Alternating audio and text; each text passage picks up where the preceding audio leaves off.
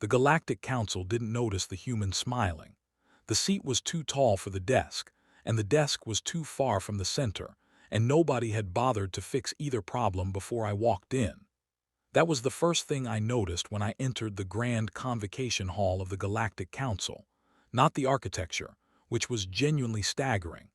Not the 47 alien species arranged in a sweeping crescent of elevated platforms, each one representing a civilization that had been sailing between stars while my ancestors were still figuring out fire.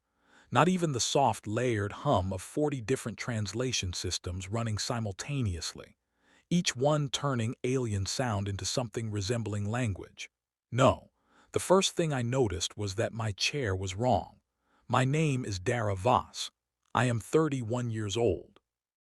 I grew up in a mid-sized city in northern England, studied political science at a university that nobody outside the country has heard of, and spent 6 years working in interplanetary resource law before the government called me and said with absolutely no ceremony that I had been selected as Earth's first ambassador to the Galactic Council.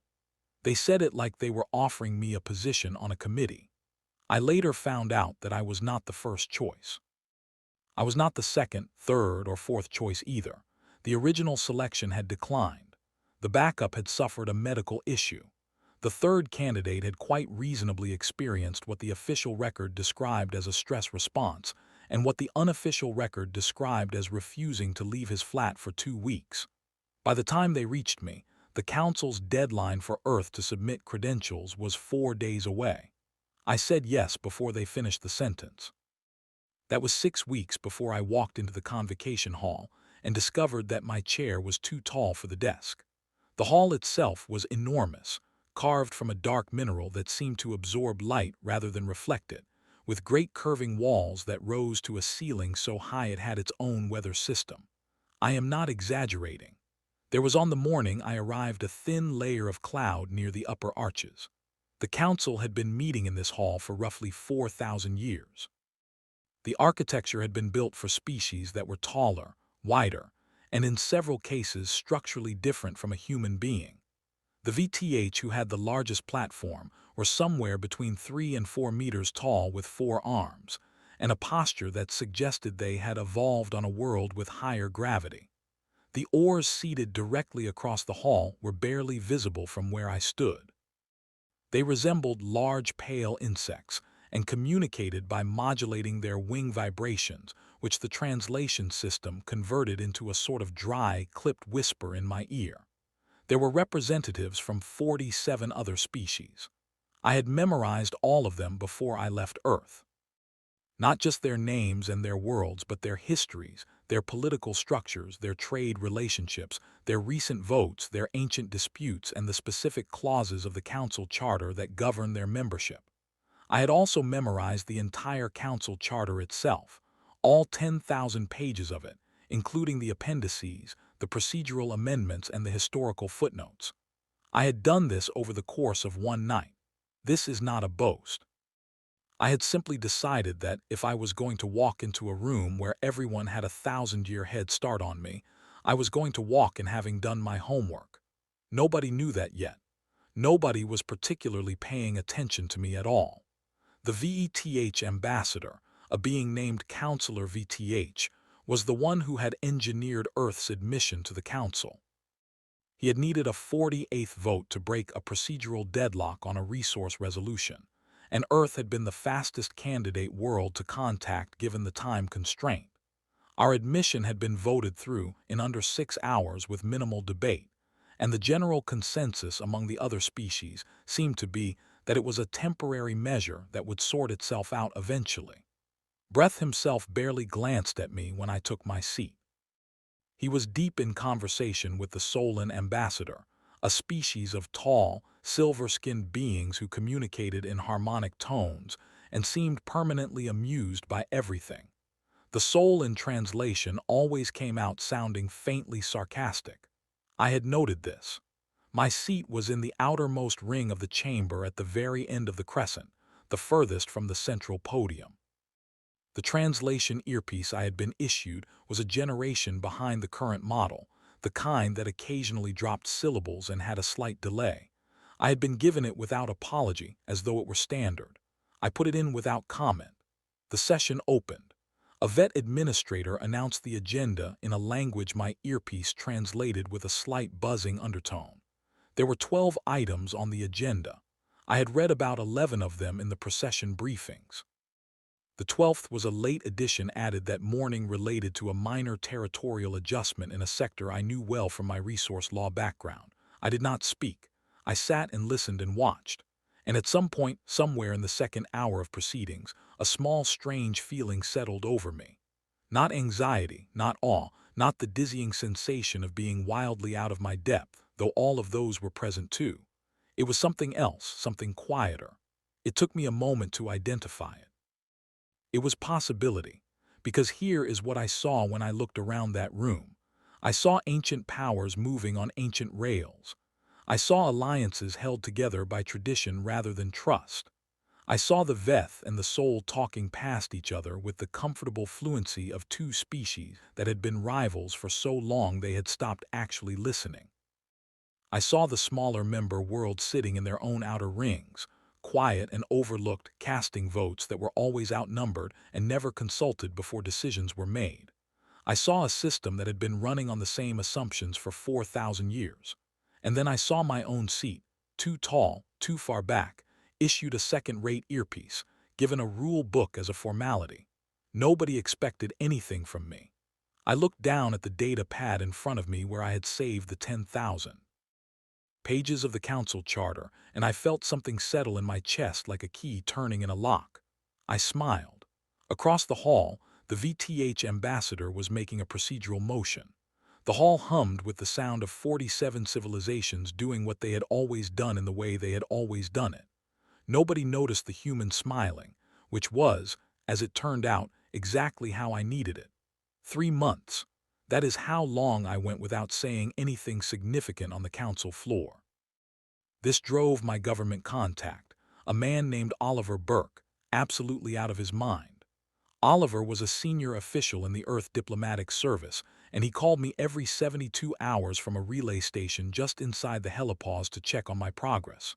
His idea of progress was speeches, statements, formal objections, visible recordable evidence that Earth had a presence in the room.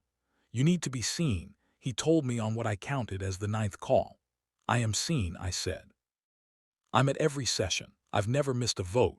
Voting with the majority every time isn't a strategy, Dar. It is for now. He did not like that answer, but Oliver was 4 light towers away and I was the one in the room.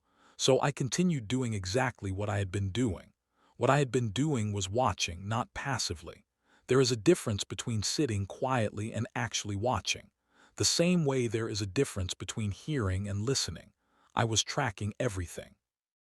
Every exchange on the floor, every side conversation I could catch fragments of.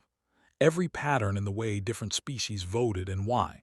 And more importantly, every relationship in that hall that looked solid on the surface, but had something softer underneath. The VTH and the Solon had a trade compact that was publicly friendly and privately tense. Snorts the Solon had twice in the past decade quietly adjusted shipping routes in ways that benefited their own extraction operations at the expense of Vthalan territories. The VTH knew, the Solon knew, the VTH knew. Both continued behaving as though the compact was fine because neither could afford the diplomatic cost of addressing it openly. That tension was real, and it was load-bearing, and nobody was talking about it.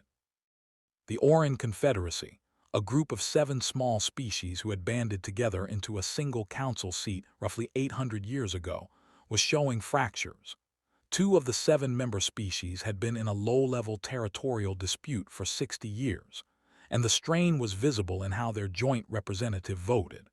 Not dramatically, just a slight hesitation before certain motions. A pattern of abstentions that did not quite line up with stated Oran policy. The Oranes, the insect-like species who had been members for 11,000 years and held a permanent advisory position on the Council's highest procedural body, were genuinely respected by almost everyone and actively trusted by almost nobody.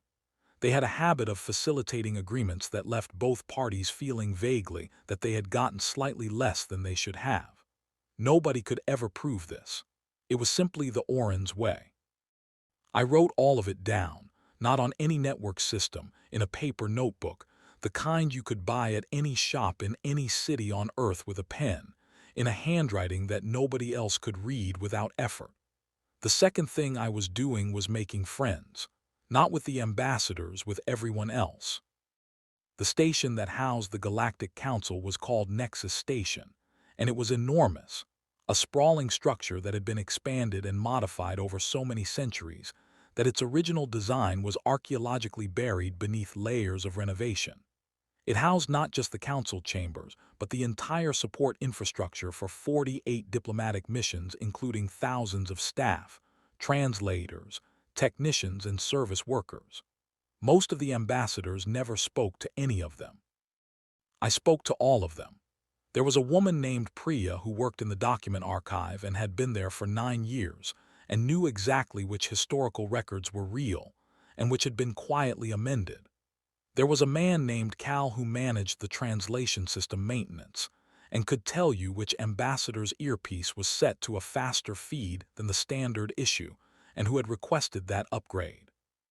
There was a being named Set who was not human, but had worked in the station's administrative core for 40 years and communicated in a pattern of light pulses that through the translation system came out sounding like a patient elderly professor. Set knew everyone. Set remembered everything. None of these people were invited to diplomatic receptions. None of them had ever been asked their opinion on council proceedings by anyone other than me. They were, as a result, extraordinarily forthcoming. I learned things from them that I could not have learned from any official briefing. I learned which upcoming votes had already been privately decided before the session opened. I learned which ambassador had recently made a personal financial arrangement with a soul and trade house that created a subtle but real conflict of interest. I learned that the vet had been quietly lobbying 3 smaller member worlds in advance of a major vote on resource extraction rights that was still 2 months away. I filed all of it in my notebook, and then on a quiet afternoon in the 3rd month, sitting in the archive with Priya while she cataloged a set of historical procedural documents, I found it. It was not dramatic. That is the thing nobody tells you about the moments that change everything. They rarely announce themselves. Priya was showing me a set of original council founding documents that had been digitized but never fully indexed. The kind of administrative task that nobody had prioritized, because the founding documents were considered purely historical. I was reading through them out of thoroughness the same way I read everything. And in the 3rd appendix of a supplementary amendment passed 412 years ago, I found a clause, the clause of foundational equity. It was written in early council legal language, which my translation system rendered in a slightly archaic but perfectly readable form. The substance of it was this: any world admitted to the council on a probationary basis, having completed 3 full council cycles without a single procedural violation on record, would be entitled to claim full voting rights retroactive to the date of their original admission. 3 full council cycles. Each cycle was roughly 1 Earth year. Earth had been admitted 11 months ago. I had not committed a single procedural violation. I had voted at every session, filed all required documentation on time, and followed every rule in the 10,000-page charter precisely, partly because I had read all 10,000 pages and knew exactly what the rules were. 1 more month. 1 more month of clean record and I could invoke a clause that would give Earth 3 years of retroactive voting rights on decisions already made. I read the clause twice. Then I read it a 3rd time. I looked at Priya. She was labeling a file and had not noticed what I was reading. I wrote the clause number in my notebook, closed the document, and thanked her for her time. I walked back to my quarters through the long corridors of Nexus Station, and I thought about what I had just found. 3 years of backdated votes meant the ability to formally reopen several trade agreements that had been ratified before Earth joined the Council. Agreements that had quietly carved the star systems closest to Earth's expansion corridor out of any human access, treating them as pre-allocated extraction zones for the 5 largest council powers. Nobody had told Earth about those agreements at the time. There had been no reason to. Earth was not a council member. Earth was not in the room. Now I was in the room. I thought about the rule book they had handed me on my first day. That casual gesture of a 10,000-page document pressed into my hands like a formality. I thought about the second great earpiece, and the too-tall chair and 30 months of nobody paying attention to the human in the outermost ring. I thought about Oliver Burke calling every 72 hours asking when I was going to start being visible. Soon, I thought very soon. Back in my quarters, I sat down at my desk and began writing. Not in the notebook this time, in the formal legal language of council procedure, precise and careful and airtight. I drafted the invocation 3 times that night, each version slightly cleaner than the last. When I was satisfied, I saved it, closed the document, and went asleep. The next morning, I attended the session as I always did, sat in my too-far seat, wore my second-rate earpiece, and said nothing on the floor. But I was smiling, and this time it was because I knew exactly what was coming. The session that changed everything was not supposed to be remarkable. The Outer Arm Resource Compact had been in development for 8 months. It was a sweeping agreement between the 5 largest council powers to formally designate a broad region of star systems in the galactic outer arm as open resource territories. Open was a diplomatic term. What it meant in practice was that the 5 powers, the Veth, the Solon, the Dirk Assembly, the Collective of Myra, and the Yessen Sovereignty would have exclusive rights to resource extraction across the region for the next 200 years. Several of those star systems were adjacent to Earth's projected expansion corridor. Not inside it, adjacent to it. Which meant that as humanity grew outward, as we eventually would, we would find ourselves surrounded on multiple sides by resource operations controlled entirely by other powers with no legal standing to object, negotiate access, or establish our own presence. This had been arranged quietly before Earth was admitted to the Council. I had known about it for 2 months. I had said nothing and done nothing visible. I had spent those 2 months preparing. The session opened at the standard time. I sat in my seat at the outer edge of the chamber. 47 other ambassadors arranged themselves on their platforms. The VET administrator opened the agenda. The compact was Item 3. Items 1 and 2 passed without incident. When Item 3 was called, Councillor Breath of the VTH Dominion rose to formally present the compact for ratification. His voice was deep and measured, carrying the particular tone of someone who considers a vote already concluded before it begins.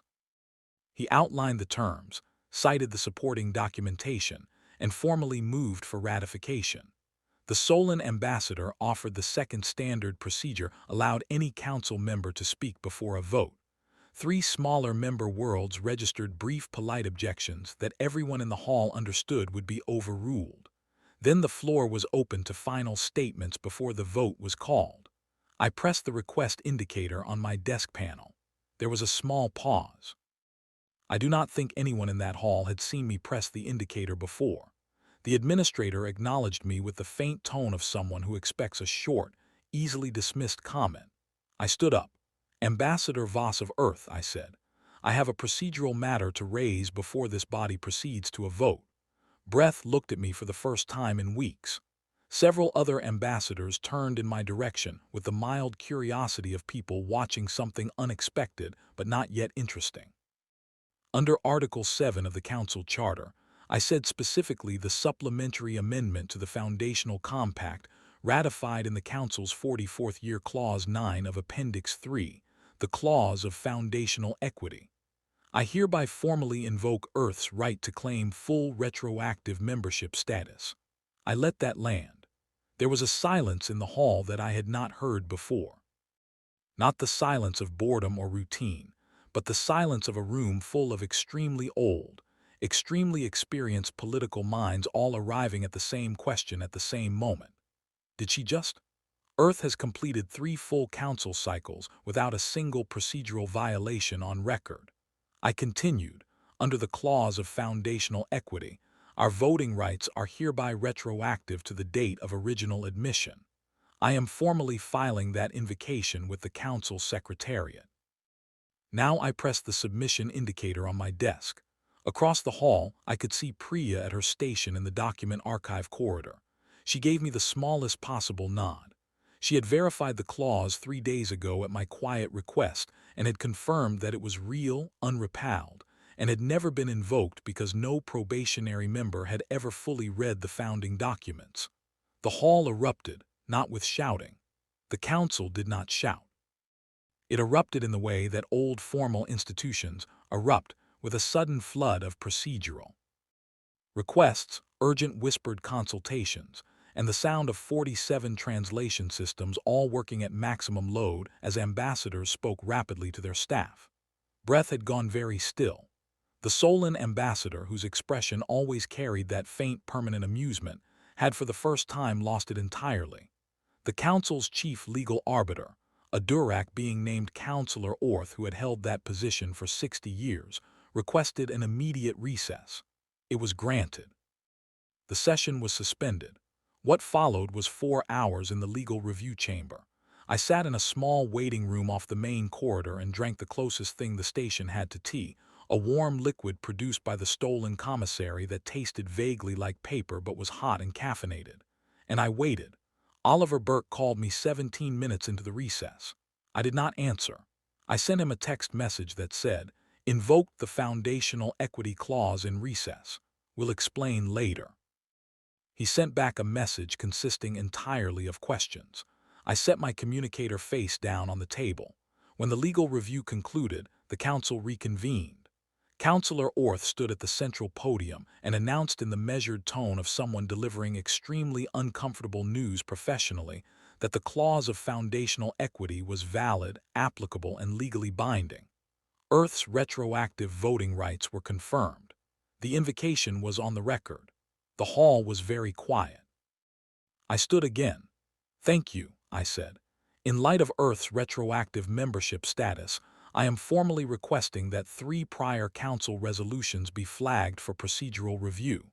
Specifically the Helian Corridor Trade Agreement of 18 months ago, the Boundary Realignment Resolution of 2 years ago, and the pre-allocation designation passed 27 months ago." I paused. "I am also filing a formal procedural objection to the Outer Arm Resource Compact, currently before this body on the grounds that the compact conflicts with rights that Earth held at the time of those prior agreements, and was not informed of or consulted on." The procedural objection alone was enough to trigger a mandatory review period, 90 days under council law. The compact could not be ratified while a formal procedural objection was pending. Breath's composure held because Vurath had not survived 40 years of council politics by letting emotion reach his face. But I watched his hands, and the 4 fingers of his upper right hand pressed very flat against his desk, which I had learned over 3 months of watching him was the Veth equivalent of clenching a jaw. The Solon ambassador said nothing at all. 3 of the smaller member world ambassadors, species who had been quietly boxed out of resource decisions for generations, were exchanging communications with rapid intensity. One of them, the representative of the Tavel people, looked across the hall at me with an expression that I did not have a name for at the time. I would later understand it as the look of someone who had been waiting a very long time for something to shift and had just seen it happen. The session was adjourned for the day. I walked out of the convocation hall alone, through corridors that were suddenly full of the sound of rapid footsteps and urgent conversations in a dozen languages, all of it urgent, all of it directed somewhere that was not at me. Nobody stopped me. Nobody spoke to me directly. I turned a corner into a quieter passage and allowed myself for exactly 30 seconds to lean against the wall and breathe. Then I stood up straight, adjusted my jacket, and walked on. Behind me, the council was in more disarray than it had been in 4,000 years. I smiled all the way home. I had expected some reaction. I had not expected the reaction to come from 3 directions at once within 48 hours, with the speed and coordination of something that had been planned before I even filed my invocation. That told me something important.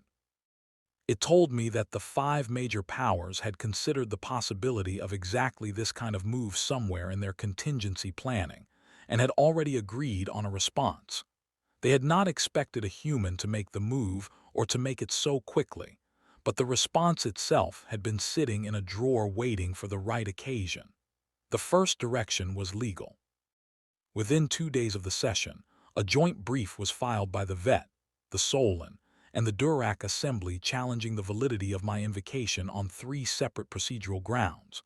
The arguments were technically sophisticated, citing secondary amendments and interpretive precedents that I had read, but that most other ambassadors would have needed legal staff to locate. They had clearly put senior legal minds on this. I had already anticipated all 3 arguments. I had written counter-responses to each of them the night before the session, sealed in the document archive, time-stamped, waiting. I filed them within 6 hours of the joint brief. The second direction was political. The Vet used their considerable network of allied worlds to quietly deliver a message to Earth's home government. The Snort's message was not threatening in any formal sense.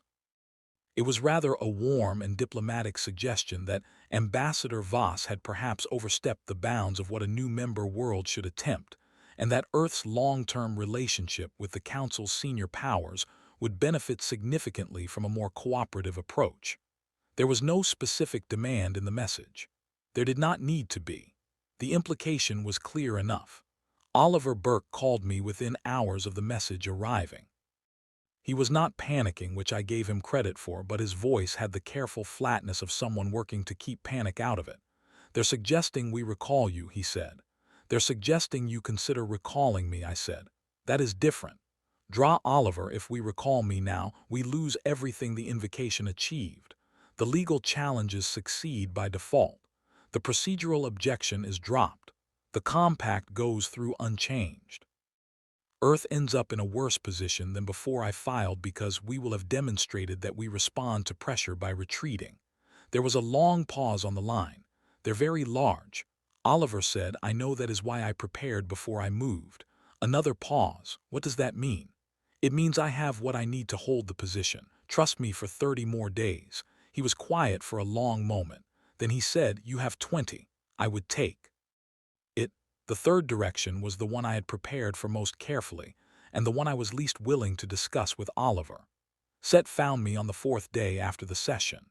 We were in a maintenance corridor on the station's lower level, a route I used because it was long, indirect, and very rarely used by anyone who was not servicing the environmental systems.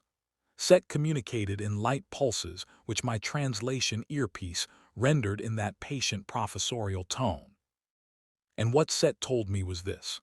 A contact arrangement had been established with a firm known informally as the Shriven Syndicate. The syndicate did not have an official presence anywhere. They were a network, not a company. What they did when engaged was solve problems of the interpersonal kind cleanly, professionally, and with absolute discretion. I had been designated a problem. I thanked Set, who pulsed something I took for concern, and walked back to my quarters through a different route. I sat at my desk for a long time that evening. I want to be clear about something. I was afraid. I have been asked since then in other contexts whether I was frightened during that period, and I want to answer honestly. Yes, I was frightened in the specific focused way that makes your thoughts run very fast, and very clearly the way that burns away everything that is not essential. It is not a pleasant feeling. It is not courage in any cinematic sense.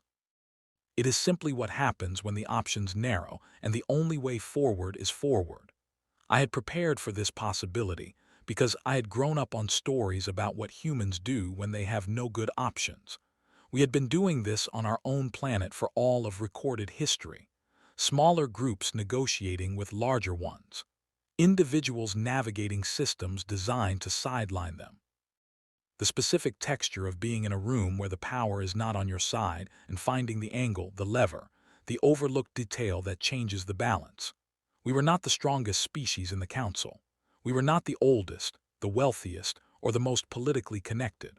What we were, what I was a species and a person who had learned to think 3 moves ahead when 1 move was all anyone expected. I spent that evening reviewing 3 files I had been quietly building for months. The first was on Counselor Breath. Nothing illegal, nothing personal. What I had was a documented pattern of procession, lobbying activity that was not precisely against council rules, but was specifically against the code of conduct that the Vet Dominion had publicly signed 11 years ago as part of a transparency initiative. The gap between their public commitment and their actual behavior was in diplomatic terms extremely embarrassing. Embarrassing enough that its public release would cost Breth his position, potentially destabilize the Dominion's current council majority, and trigger a formal ethics inquiry. The second was on the Solon ambassador, a being named Councillor Vess, the financial arrangement with the Solon trade house that Cal had mentioned months ago. I had tracked it carefully. It was not illegal under council law. It was, however, a direct conflict of interest with 3 votes Vess had cast in the past year. Votes on trade zone designations that had directly benefited the trade house in question. If I filed a formal conflict disclosure, the votes in question would be subject to review. The Solon were meticulous about their reputation for neutrality in commercial matters. This would not just embarrass Vess, it would create a legal complication for the Solon that would take years to resolve. The third file was on the Durack Assembly representative, Councillor Pell. The Dirk had a long-gunning internal political situation involving 2 factions within their assembly, and Pell represented the faction currently in power. What I had found through 3 months of patient listening and careful cross-referencing of public records was that Pell had been conducting quiet diplomatic contacts with a rival power in the outer sectors. Contacts that had not been disclosed to the Durack Assembly's own internal oversight board. This was entirely a Durack internal matter and not a council violation.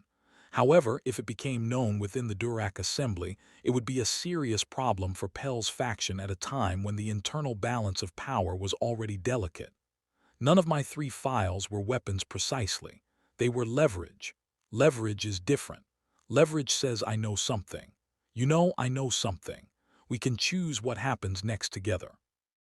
I requested private meetings with all 3 ambassadors within 48 hours of Set's warning.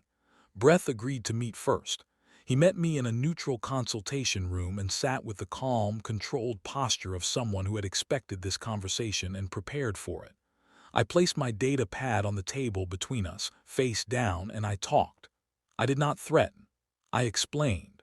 I told him what I had. I told him what I would and would not do with it depending on how the next few weeks proceeded. I told him that I had no interest in causing disruption for its own sake.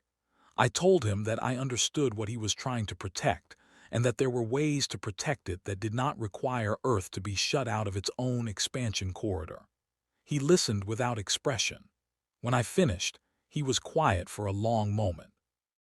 Then he said in his deep, measured voice, "How long have you been building those files?" "Since my 2nd week," I said. Another pause. "Were you ever genuinely uncertain about your position here?" I thought about that about the first day, the wrong chair, the second great earpiece, Oliver calling every 72 hours, the 47 civilizations who had not bothered to remember my name. "Yes," I said constantly. He looked at me for a moment longer than I expected. Then he said, "I will make 3 calls this afternoon." The Shriven Syndicate contract was canceled within 36 hours. The legal challenge was quietly reduced to a single argument, the weakest of the 3 within a week. The meetings with Vest and Pell followed a similar pattern. Not friendly, not easy, but functional. By the end of the 2nd week, all 3 had shifted from active opposition to a careful, watchful neutrality. Oliver called me on the 18th day. "The pressure on us from the VTH has stopped," he said. He sounded genuinely confused. "Good," I said. "What did you do?" "I had conversations," I said, "diplomatic ones." He was quiet for a moment, then, "Are you all right?" It was the first time he had asked that. I looked out the small porthole of my quarters at the darkness between stars, which at this distance from any sun was absolute and total and perfectly beautifully still. "Yes," I said, "I'm completely all right." And I was not because the danger was over or because I had won anything or because the next 90 days were going to be easy, but because I had moved through the fear and come out the other side. And what was waiting there was clarity. I closed the call, opened my notebook, and started planning what came next. 90 days is a long time in galactic politics. It is also, when used correctly, exactly long enough to change everything. I spent the first week of the review period doing something that none of the five major powers expected. I stopped fighting them directly. I turned around and started talking to everyone else. There were in the Galactic Council 48-member worlds. 5 of them held most of the power. The other 43 had been watching the Council's decisions for generations with the particular patience of beings who have learned that the formal process is not really designed for them. Not hostile, not defeated, just quietly aware that the room was arranged for other people's benefit, and that making too much noise about it was more costly than it was worth. I had been in their outer ring. I understood the view from there. I began with the Tavel representative, a woman named Counselor N, whose look across the chamber after my invocation I had not forgotten. The Tavel were a mid-sized civilization, technically sophisticated, economically strong in their home sector, but consistently underweighted in council decisions because of the voting math. 3 generations of Tavel ambassadors had tried and failed to shift that math through traditional lobbying. N was the 4th. I sat across from her in the station's small public garden, a pressurized enclosure full of plants from a dozen different worlds, and I told her what I was trying to do, not in vague terms. Specifically, the Outer Arm Resource Compact, the 3 agreements I intended to reopen, the changes I believed were achievable if the right coalition came together during the 90-day window. She listened. When I finished, she said, "What do you want from us?" "Your voice," I said. "Not your vote on the floor, not yet. Just your willingness to be part of a conversation." She looked at me for a long moment. Why should the Tavel risk the relationship with the Vest that we have spent 60 years carefully building? It was a fair question. I had prepared for it. Because that relationship, I said carefully, has spent 60 years costing you more than it has given you. And you know it, and they know you know it, and nothing has changed because nobody has offered you an alternative that was worth the cost of choosing it. I am offering you that alternative. She was quiet. Also, I said, I'm not asking you to fight anyone. I am asking you to sit at a table. N agreed to sit at the table.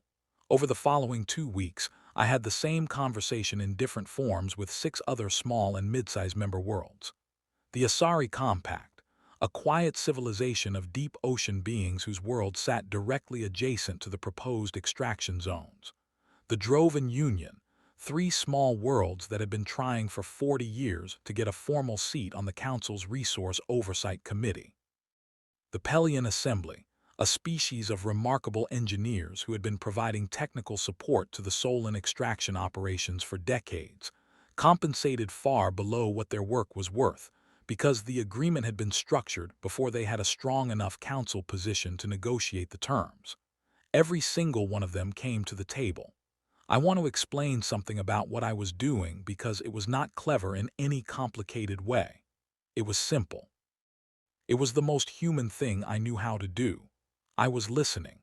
Every species I talked to had a specific need, a specific frustration, a specific thing they had wanted for years and had not been able to obtain because the system was not designed to give it to them. I listened to all of it. I did not promise things I could not deliver. I did not pretend that what I was building was anything other than what it was. A coalition of overlooked worlds who collectively had enough votes to force a renegotiation if they chose to act together. The 5 major powers noticed. Of course, they had political intelligence networks that dwarfed anything Earth possessed. Verith sent me a message in the 5th week that was ostensibly an inquiry about the review process, but was actually asking in the careful, indirect language of council diplomacy what I thought I was assembling. I sent back a message that was equally indirect and said in essence something that benefits everyone if everyone is willing. He did not respond immediately, but the response when it came 3 days later was not hostile. It was cautious, which was different. In week 6, I made the next move. I formally proposed a revised version of the compact, not a rejection of the original agreement, a modification. The core extraction rights that the 5 powers wanted were preserved, scaled slightly, and restructured with a new oversight framework that included rotating seats for member worlds that were geographically adjacent to the extraction zones. A protected zone designation was added around the systems closest to Earth's corridor, not blocking development, but establishing a formal consultation requirement before any new extraction operations could begin. And a new seat was created on the Resource Oversight Committee, the Developing Worlds Chair, open to any member world that had joined the Council within the past 100 years and had not previously held a committee position, rotating between eligible worlds every 10 years. The seat was not for Earth specifically. It was structural. It would benefit every small or new world in the Council for as long as the Council existed.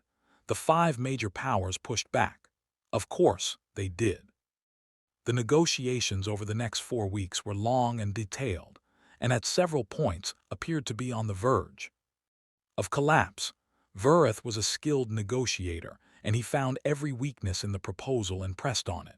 The Solon were more subtle, working the margins, trying to peel individual members of my coalition away with targeted side offers. 2 of the 7 worlds I had recruited took the side offers. I had expected this.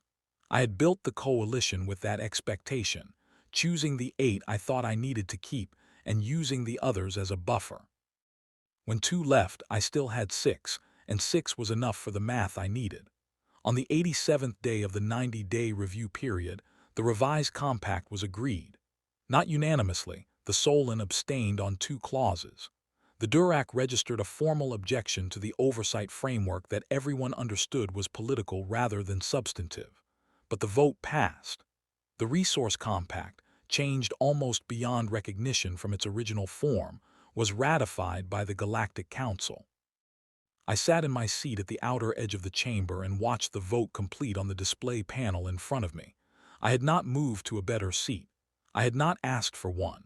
I was still in the outermost ring, still using the second-generation earpiece that dropped syllables, still sitting at the desk that was the wrong height for my chair.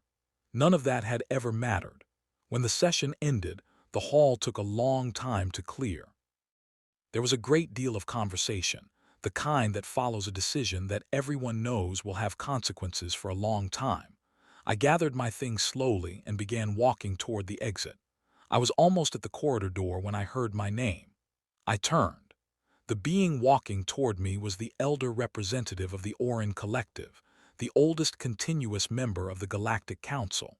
His name was Counselor Air, and he had been the Orin representative for nearly 200 years. He was not large, the Orin rarely were. He moved with the particular unhurried quality of something that has been alive long enough that rushing no longer seems reasonable. He stopped in front of me. "Ambassador Voss," he said. His translation always came through as a dry, careful whisper. "I would like to understand something if you are willing." "Of course," I said. "On your first day here," he said, before any session had begun, before you had spoken to anyone or seen any proceedings, "I observed you take your seat and you smiled. I waited. You smiled the same way today when the vote concluded, and I have noticed in between that you have smiled at many points in this process, including several at which any reasonable observer would have expected you to look concerned." He paused. "I have been a member of this council for nearly 2 centuries. I have seen many new members arrive. I have never seen one who smiled as much as you. I did not realize it was noticeable," I said. "Only to those paying very close attention," he said, "which I will admit I was not for the first several weeks." We stood in the emptying hall for a moment. "What does it mean?" he asked the smiling.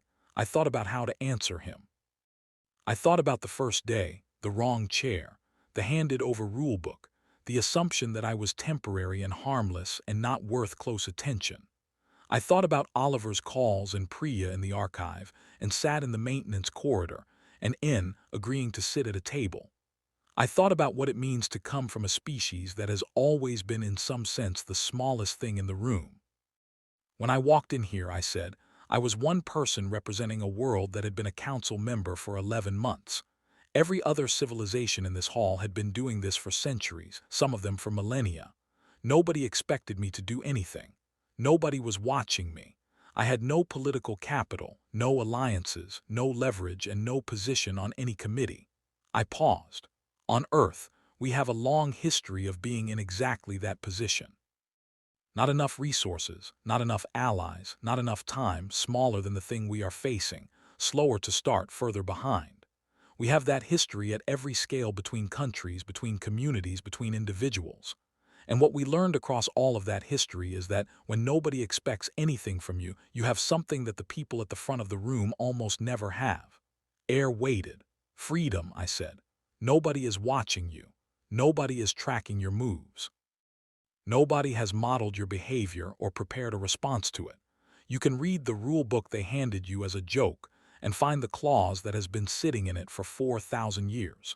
You can make friends with the people that nobody else is talking to. You can build something in the spaces between everyone else's attention. He was quiet for a long moment. And the smiling, he said. The smiling, I said, is because there is a particular kind of joy that comes from being underestimated. It is not a cruel joy. It is not about proving anyone wrong. Exactly. It is the feeling of standing in a room full of closed doors and realizing that you have time and patience and a very thorough knowledge of which doors are not actually locked.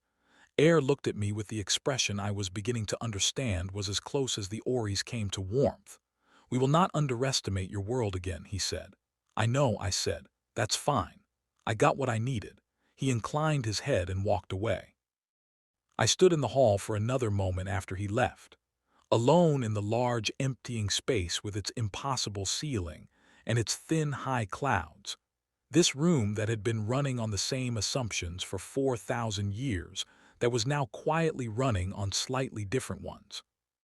I thought about Earth, about a planet full of people who had no idea that any of this had happened, who were going about their lives in complete ignorance of the fact that a woman in a poorly fitted chair in the outermost ring of an alien legislative chamber had just spent 3 months reading footnotes and making friends with the right people and rearranging what was possible for their future. I would call Oliver tomorrow. He would ask a lot of questions. I would answer most of them. But right now, I just stood there in the quiet in the hall that 4,000 years of history had built, and I let myself feel it fully. Not triumph, not relief, though there was relief. Something quieter and more lasting than either of those. I had walked in with nothing but a rule book and a clean record, and the specific human skill of finding the angle nobody else had tried. I was walking out with 3 reopened trade agreements, a new committee seat for developing worlds, a protected corridor, and a coalition of 7 civilizations that had never had a reason to work together before. Not bad, I thought, for the species with the wrong chair. I turned off the lights in my section of the hall, a small automated courtesy, and walked out into the corridor.